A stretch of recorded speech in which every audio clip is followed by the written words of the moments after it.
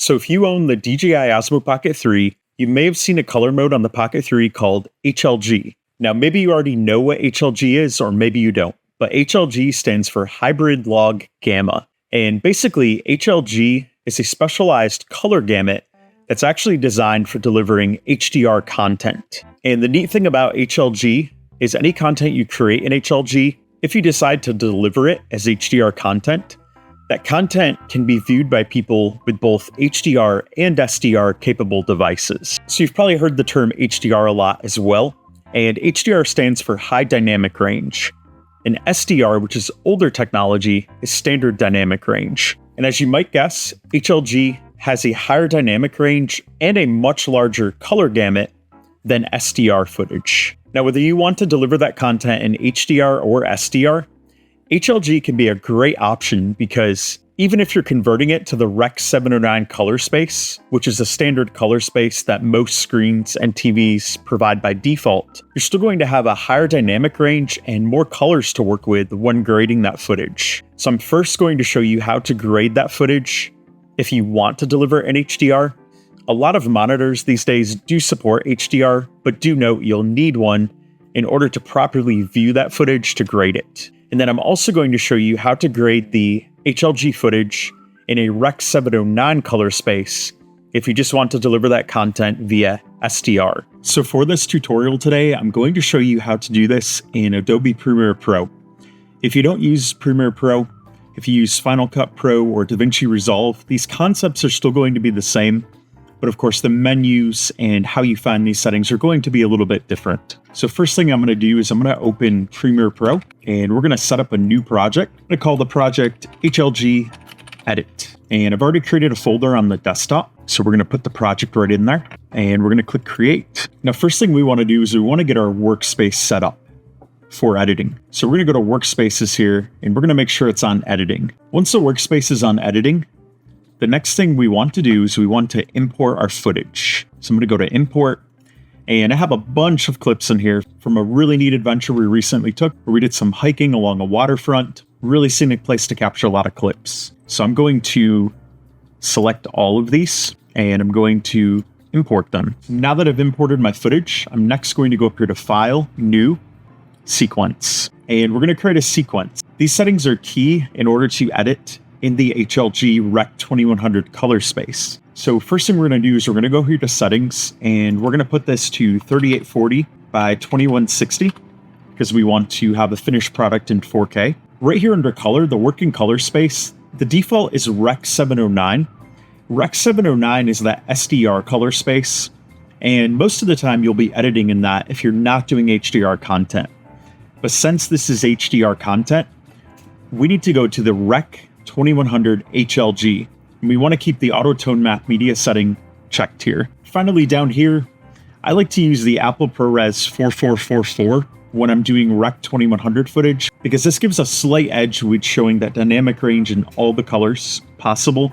And I want to have as accurate representation of that footage as I can. And I'm also going to check maximum bit depth and maximum render quality. And then I'm going to hit OK. All right, so next thing we're going to do is we're going to drop all of these clips onto our timeline. So I'm going to select all here and we're going to drop them on. It's going to tell you it doesn't match. This is because some of these clips are in 4K 60 frames per second and my timeline is 4K 24 frames per second. You can ignore that and select Keep Existing Settings. All right, so that is what our footage here initially looks like. Doesn't look bad, it looks pretty good actually. Next thing we want to do is we want to go over here to Settings and we just want to make sure that the media color space here shows Rec 2100 HLG.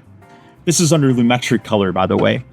If you don't see Lumetric color there, go up to Windows and select it from the list right here. So we just want to make sure that this is set to Rec 2100 HLG, and then the working color space for the sequence should also be set to that Rec 2100 HLG.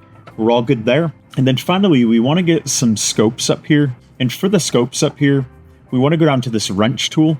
And for the color space, we want to make sure it's either set to automatic or Rec 2100 HLG. If you keep it set to automatic, it should adjust automatically when you import footage that's of a certain color space.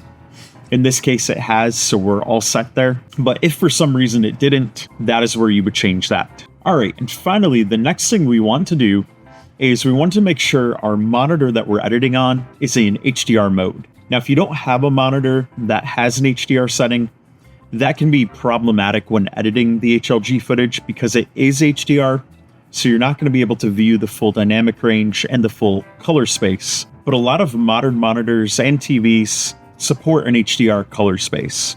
But what I'm going to do here, since I'm running Windows and HDR mode is currently not enabled, what I'm going to do is I'm going to go down here and I'm going to type in HDR, and it's going to bring up my HDR settings. So it does detect this display as an HDR monitor, but right here, use HDR is turned off. I find that on my MacBook, that display will change automatically when I'm working with HDR content. But if you're in Windows with a monitor that's not set to HDR, you're generally going to have to change that setting.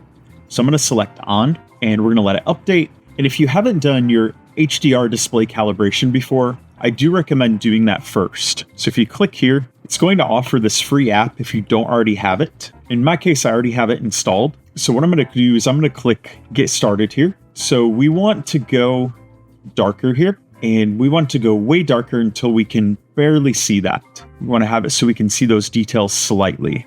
We're going to click Next, and then this we're going to drag all the way up to just before those details disappear. So I'm going to set it right there. All right, so this is the max full frame luminance test. I'm going to click Next, and we're going to click Next. So this is before calibration. This is after.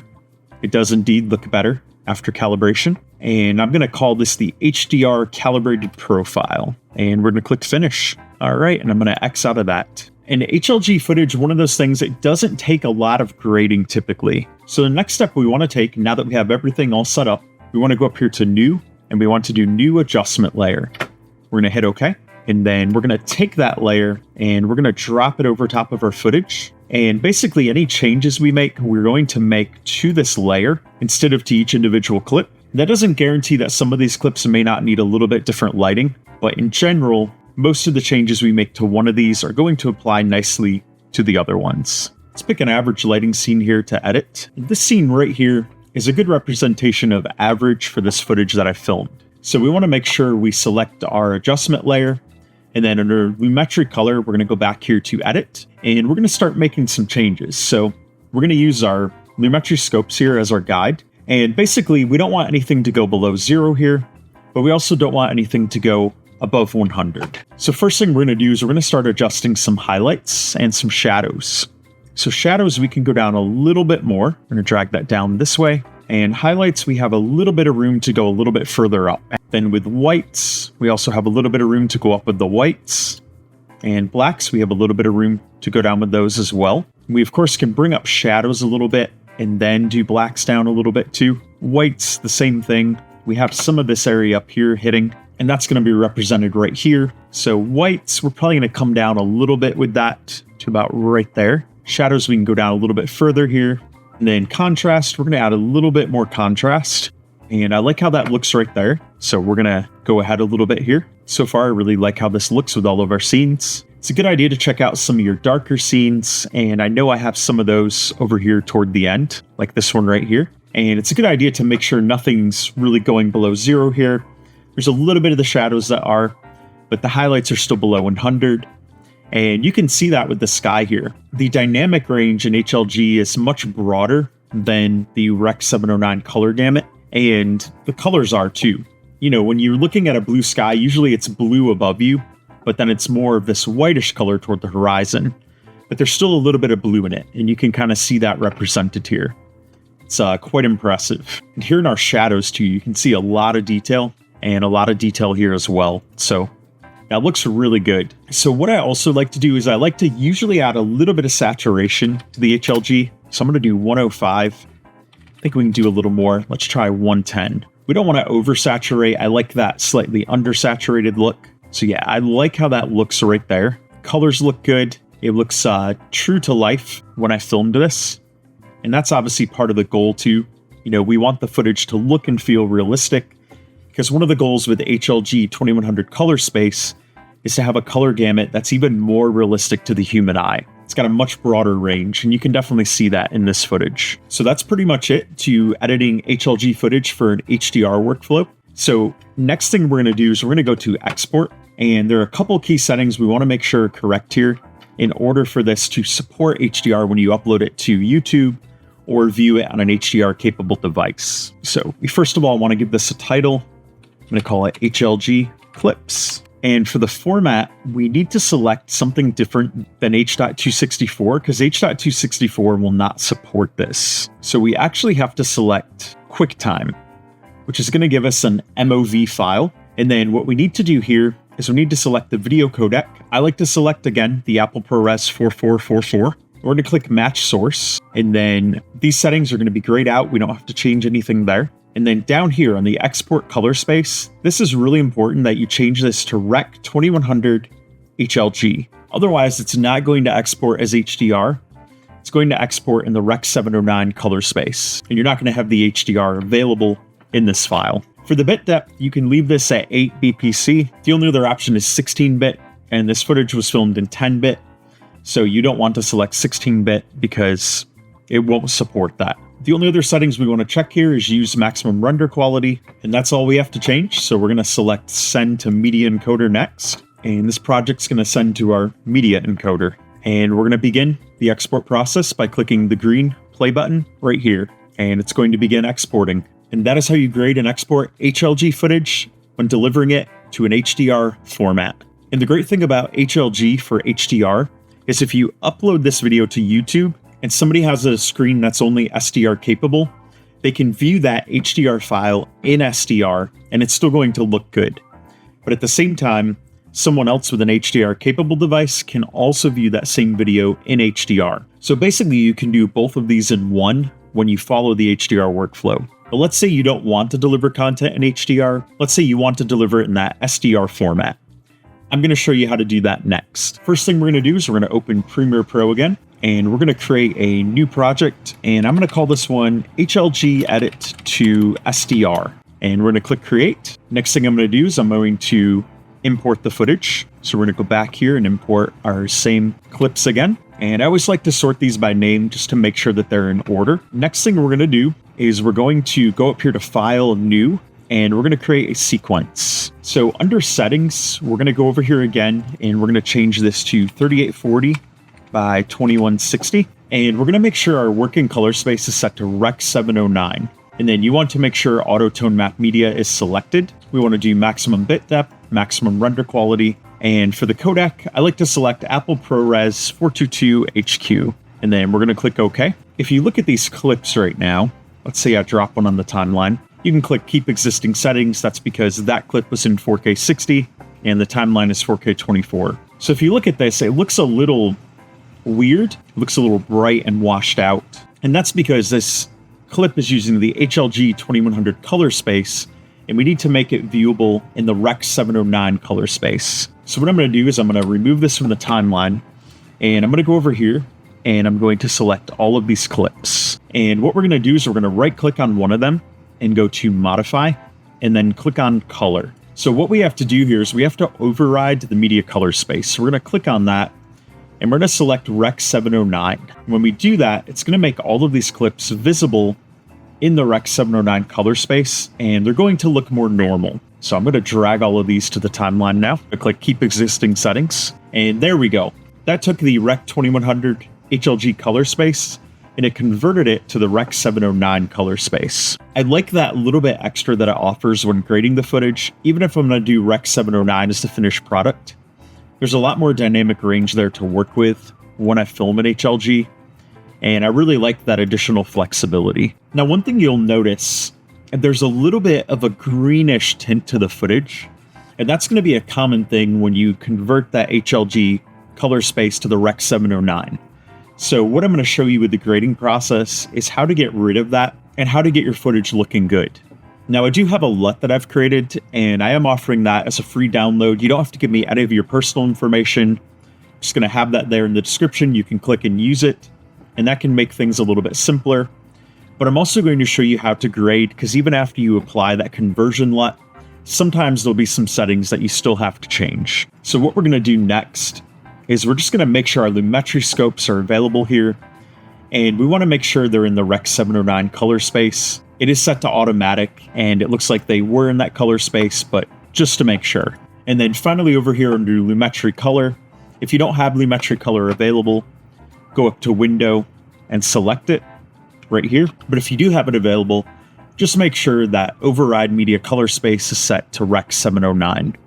It should be set to that because of the sequence settings, but you just want to make sure. All right, so we're going to go up here and we're going to add File, New, Adjustment Layer. We're going to hit OK, and we're going to drop that on top of our clips here. I'm going to zoom in a little bit so we can drag that over them. And I'm going to zoom back out, now that I got it big enough. All right, and we're going to pick an average lighting scene.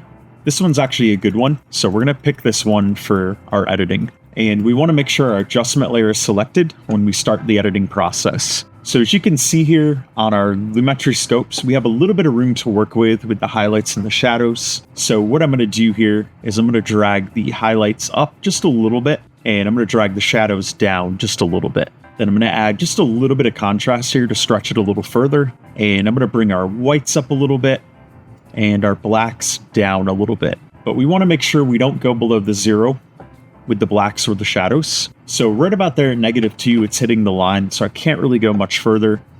And with highlights, I've kept those purposely a little bit below 100 because I don't like to have my highlights too white. I like to have a little bit of room to work with there for the highlights. Now with the greenish tint here, there's a couple different steps we want to take to get rid of that. Sometimes we have to play around a little bit with the white balance, and it helps if you had the card to officially balance it.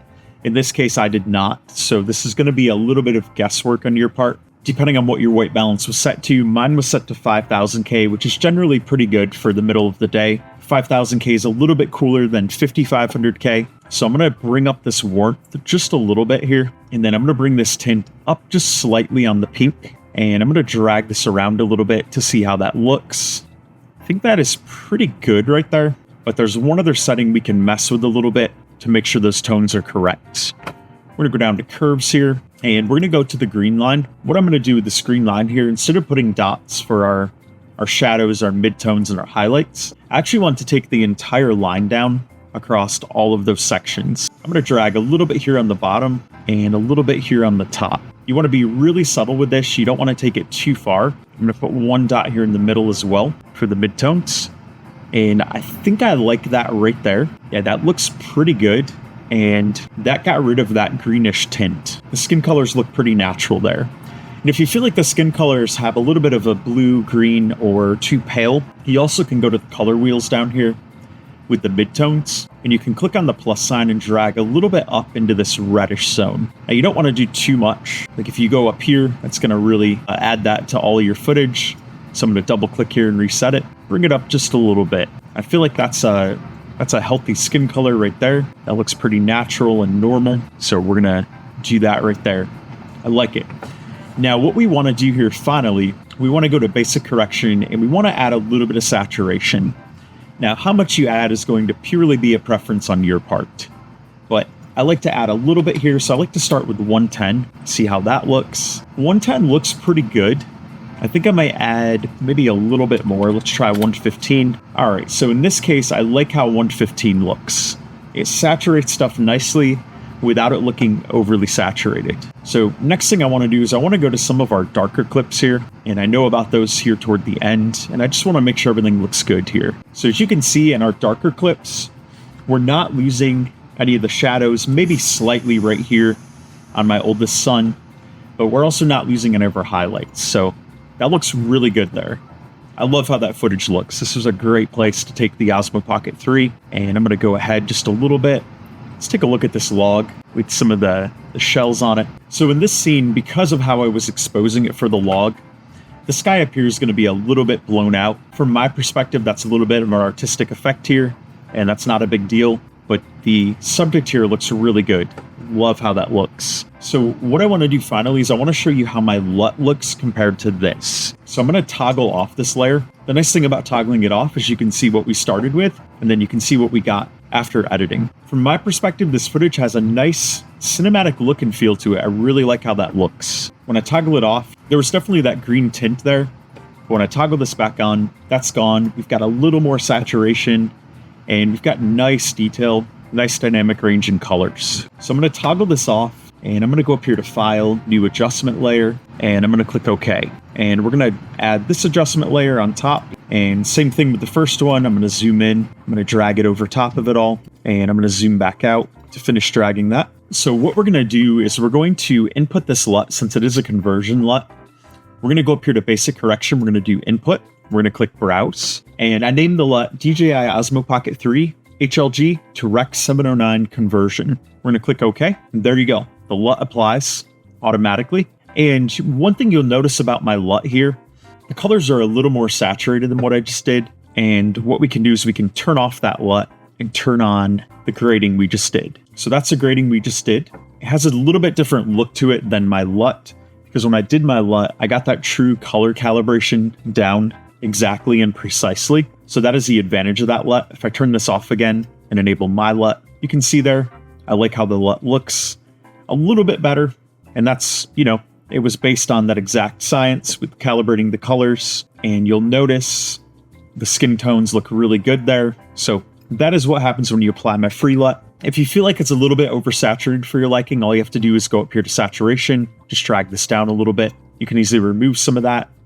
When you do so, it ends up looking more like what we just graded, but the colors are a little more accurate. And that is a saturation on 100. And of course, after applying this LUT, it is a conversion LUT. So if you look over here, there is still a little bit of room if you want to grade a little bit further. So you could take the shadows down slightly further.